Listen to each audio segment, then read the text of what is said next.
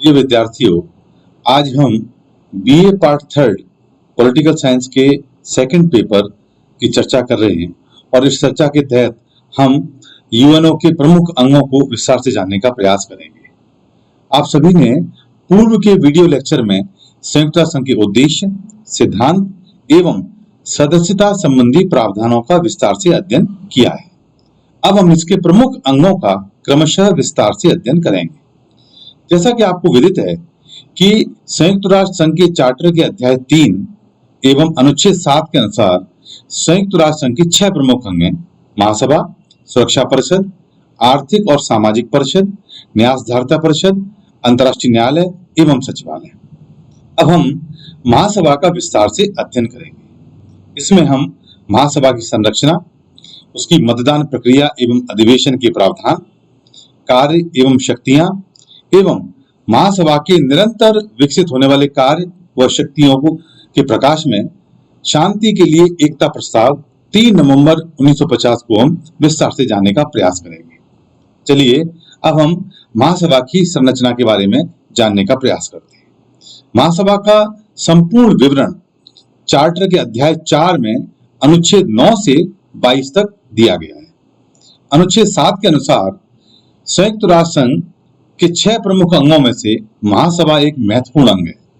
वहीं अनुच्छेद 9 के भाग 1 के अनुसार संयुक्त राष्ट्र के सभी सदस्य देशों का इसमें प्रतिनिधित्व होता है।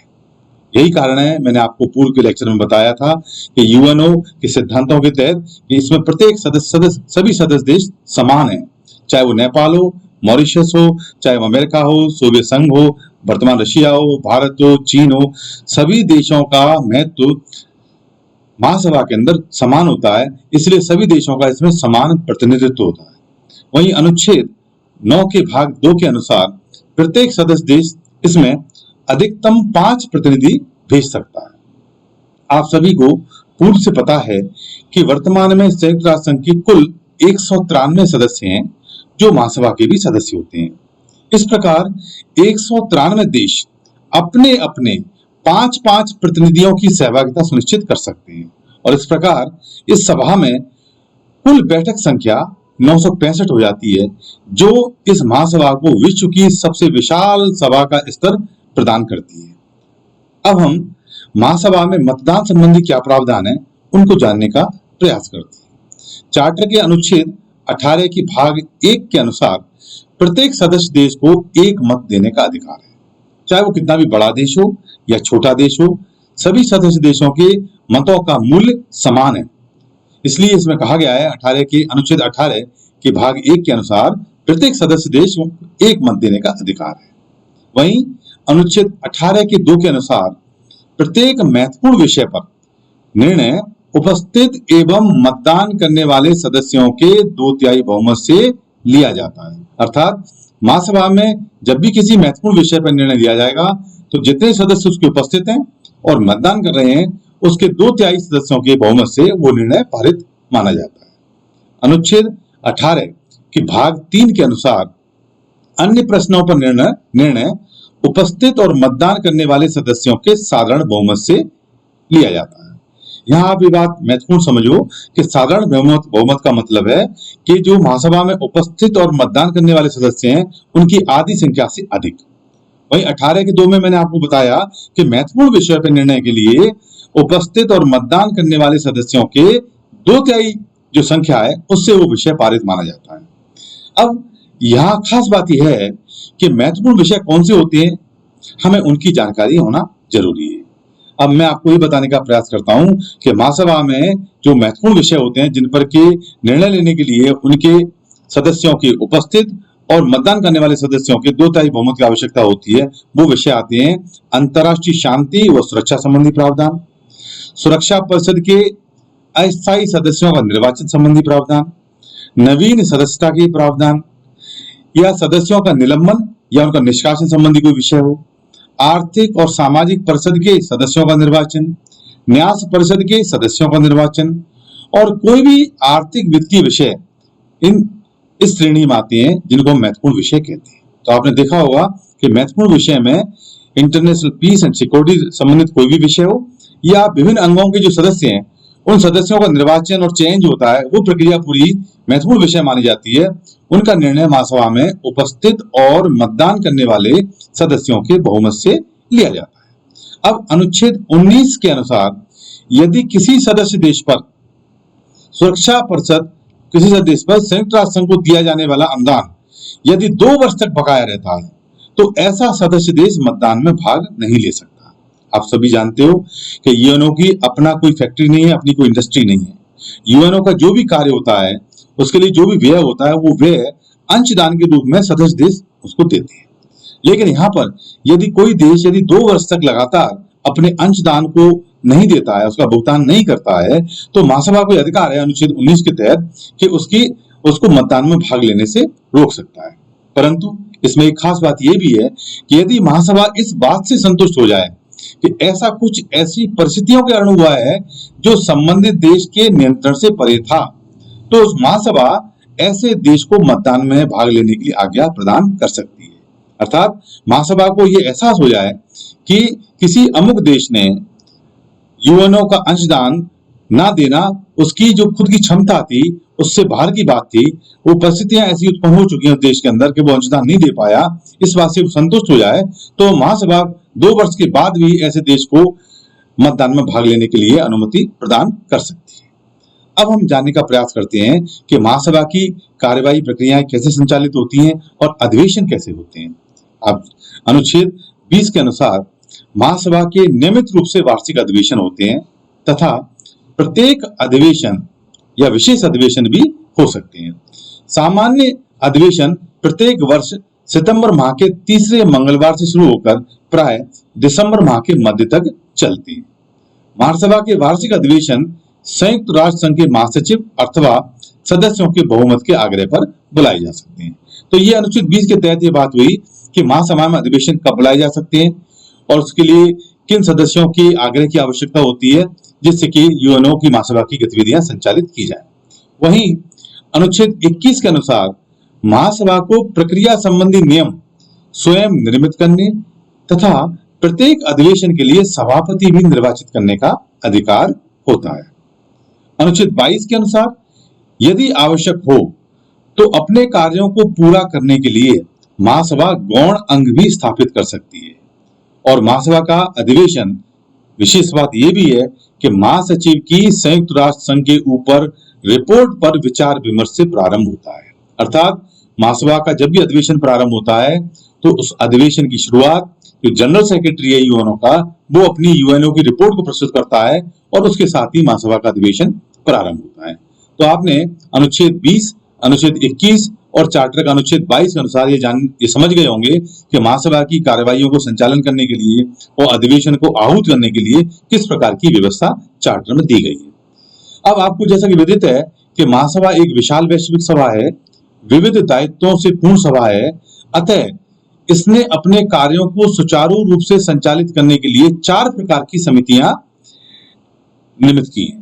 पहली समिति है मुख्य समिति, दूसरी समितियां है प्रक्रियात्मक समितियां, तीसरी स्थायी समितियां और चौथी तदर्थ समितियां। ये ठीक वैसी समितियां हैं जैसे कि भारतीय संविधान में संसद की जो कार्यवाही होती है या संसद में जो भी गतिविधियां होती हैं तो संसद की भी सहायक समितियां होती हैं। इसी प्रकार महासभा भी एक प्रकार का वैश्विक संसद के रूप में कार्य करती है। तो ये अपने कार्यों के संचालन के लिए सहायता के लिए कुछ समितियां बनाई हुई हैं और संबंधित विषयों को उन समितियों को वो सौंपती है, उनकी रिपोर्ट्स लेती है, उनकी सिफारिश लेती है और उसके बाद मतदान होता है और निर्णय लिया जाता है। तो इस प्रकार महासभा ने अपने कार्यों के सफल संचालन के लिए ये 4 प्रकार की समितियों का गठन किया हुआ है। महासभा द्वारा पारित प्रस्ताव जो कि 17 नवंबर 1947 को पारित हुआ था, यह एक लघु सभा भी स्थापित की गई थी। यह महासभा की 1/5 भाग के बराबर है जो सदैव अधिवेशन में रहती है तथा महासभा के सत्र न होने की दशा में यह समिति या सभा महासभा के दायित्वों का निर्वहन भी करती है। तो एक छोटी सभा भी की चर्चा कई बार की जाती है। अब हम जानने का प्रयास करते हैं कि महासभा के अध्यक्ष और उपाध्यक्ष की स्थिति क्या है। प्रत्येक सत्र के लिए जैसा कि बताया महासभा अपना एक अध्यक्ष, 21 उपाध्यक्ष और 6 समितियों के लिए सभापतियों का निर्वाचन करती है और यह अध्यक्ष ही महासभा की बैठकों की अध्यक्षता करता है और ये जो अध्यक्षों का निर्वाचन है, ये समान भौगोलिक प्रतिनिधित्व को ध्यान में रखते हुए प्रतिवर्ष ये 5 जो महाद्वीप हैं, एशिया, अफ्रीका, लैटिन अमेरिका, पूर्वी यूरोप और पश्चिमी यूरोप, इन 5 महाद्वीपों की भौगोलिक प्रतिनिधित्व को ध्यान में रखते हुए इन अध्यक्षों का चयन किया जाता है और इन महाद्वीपों के राज्यों को सदस्य अध्यक्षता प्रदान की जाती है। किसी भी स्थायी देश को यह प्रदान नहीं की जाती। एक आम परंपरा बन गई है कि किसी भी स्थायी देश को इस प्रकार की महासभा की अध्यक्षता प्रदान नहीं की जाती है, बल्कि इन 5 स्थायी देशों के जो देश हैं उनको प्रदान की जाती है। यह एक आम परंपरा रही है कि सितंबर में प्रारंभ होने वाले सत्र की अध्यक्षता हेतु निर्वाचन जून में प्रारंभ होता है। अब हम विद्यार्थियों महासभा के कार्य और शक्तियों की चर्चा करेंगे, जो एक बहुत ही महत्वपूर्ण विषय है। अब हम, क्योंकि आप जानते हो जब भी कोई प्रश्न आता है परीक्षा में, तो सबसे महत्वपूर्ण प्रश्न जो अक्सर बनता है वो यही है कि महासभा के कार्य और शक्तियों की चर्चा कीजिए, और दिन प्रतिदिन महासभा की शक्तियां निरंतर बढ़ती जा रही हैं, उनके क्या कारण है। तो सबसे पहले हम इनके कार्य और शक्तियों को निम्न शीर्षकों में समझने का प्रयास करते हैं। पहला कार्य या शक्ति जो इसकी है वो है विचार व विमर्शकारी कार्य और शक्तियां। इसके तहत वे कार्य आती हैं जिनके अंतर्गत महासभा विभिन्न प्रश्नों पर विचार विमर्श व अध्ययन करके अपनी सिफारिश देती है। आप जानते हो कि शब्द ही है विचार और विमर्शकारी कार्य शक्तियां, अर्थात महासभा बातचीत करे, सलाह मशवरा करे, तो वो किस विषय पर सलाह मशवरा करेगी।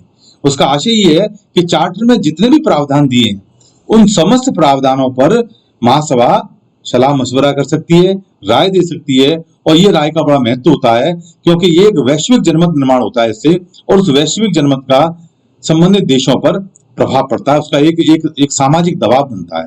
तो चार्टर के अनुच्छेद 10 के अनुसार महासभा किसी भी प्रश्न या किसी भी अंग के कार्य और शक्तियों के बारे में विचार विमर्श कर सकती है।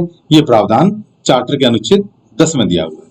परंतु इस प्रावधान का भी एक अपवाद है जो अनुच्छेद 12 में दिया है। उसके अनुसार महासभा उस प्रश्न पर विचार विमर्श नहीं कर सकती जिस पर उस समय सुरक्षा परिषद में कोई निर्णय लिया जा रहा हो।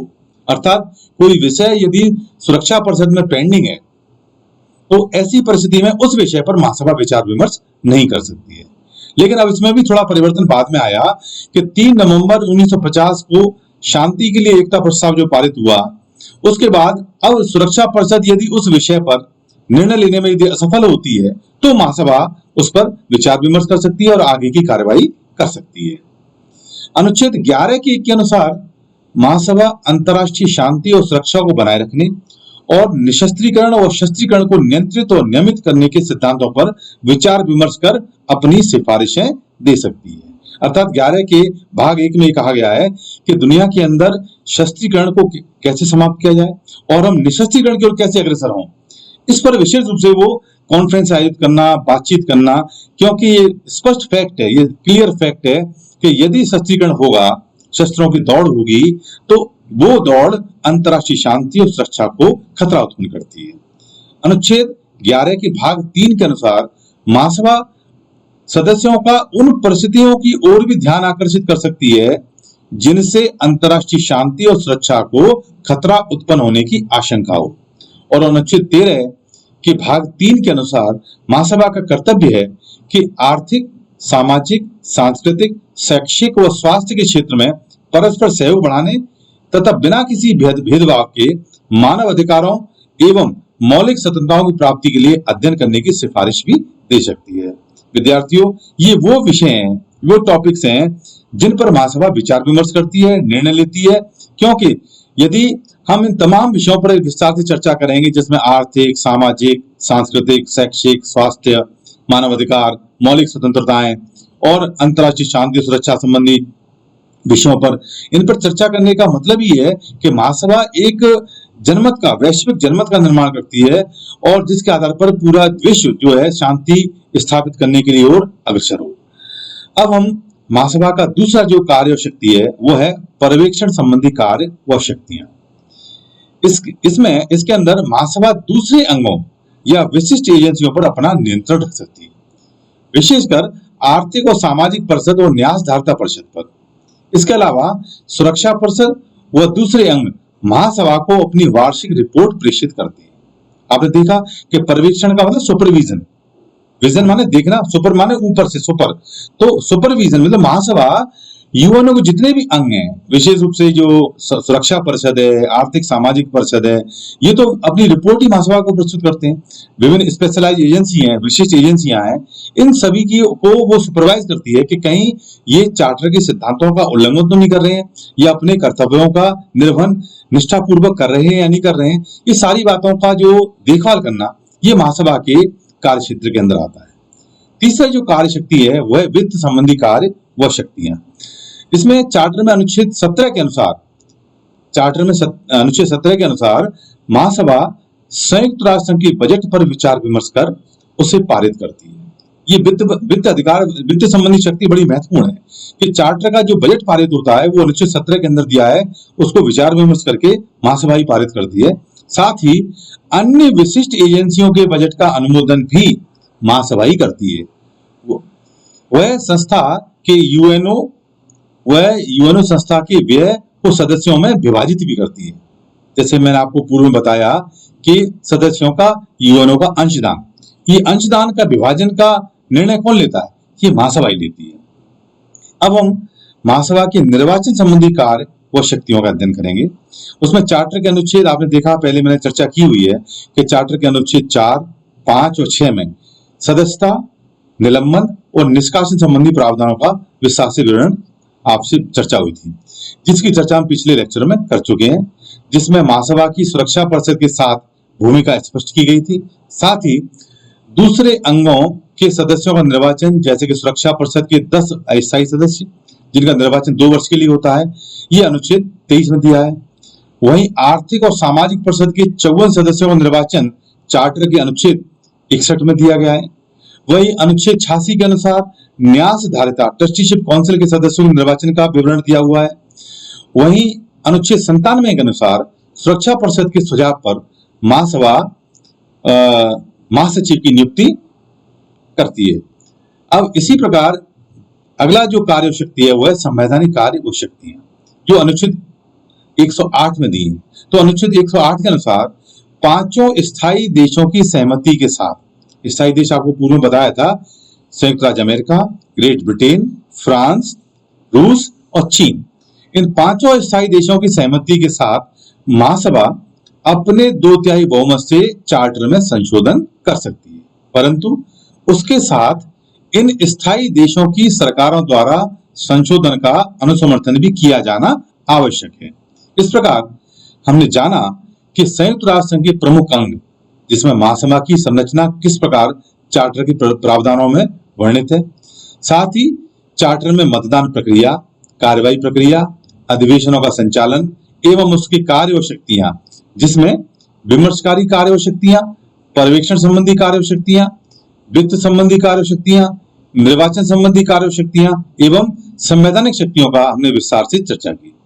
अगले अध्याय में हम महासभा के निरंतर विकसित होने वाले कार्य व शक्तियों का अध्ययन करेंगे, जिसमें विशेष रूप से शांति के लिए एकता प्रस्ताव जो 3 नवंबर 1950 को पारित हुआ था और जिसके आधार पर महासभा में किस प्रकार शक्तियों का इजाफा हुआ, उसकी विस्तार से चर्चा करेंगे। आशा है कि आपको महासभा की रचना, कार्यों और शक्तियों से संबंधित विषय स्पष्ट हुआ होगा। धन्यवाद।